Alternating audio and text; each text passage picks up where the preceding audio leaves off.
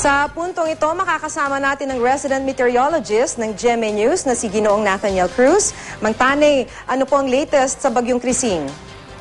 Maki, bahagyang bumagal ang kilos ng Bagyong Krising na kasalukuyang nasa Sulusi. Base sa storm track ng Pag-asa, tinutumbok nito ngayon ang Southern Palawan at mamayang gabi raw ito posibleng maglandfall doon. At base naman sa storm track ng Weather Central, hindi na ito inaasahang maglalandfall dyan sa southern tip ng Palawan. Sa halip, sa isla ng Bangi, dyan sa Sabana ito tatama. At bukas, inaasahang lalabas ang bagyo sa Philippine Area of Responsibility. Sa ngayon, ilang lugar na lang ang may storm warning signal. Ayon sa Pag-asa, nakataas ang signal number 1 dyan sa southern Palawan, sa Luzon, at sa Zamboanga del Norte, dyan naman sa Mindanao. Ibinaba na ng Pag-asa ang yellow warning sa buong Mindanao. Pero mananatili pa rin tayong alerto sa posibleng pagbaha at pagguho ng lupa. Samantala, nawala na yung low pressure area na namataan naman ng Pag-asa kaninang umaga dito sa may bandang hilagang kanluran ng Puerto Princesa City.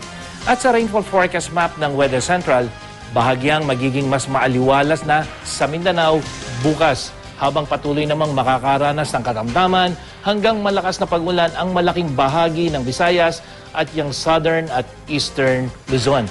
Dahil ito sa paglakas ng hanging amihan at ng easterlies. Nakataas pa rin ang gale warning ng Pag-asa sa northern at eastern seaboards ng bansa, gayon din sa southern seaboard ng Luzon at sa central seaboard ng Visayas. Pero Mang Tani, may epekto ba yung bagyo sa Tubataha Reef? Di ba may nakasadsad doon na barko ng US Navy, yung USS Guardian? Yes, Maki.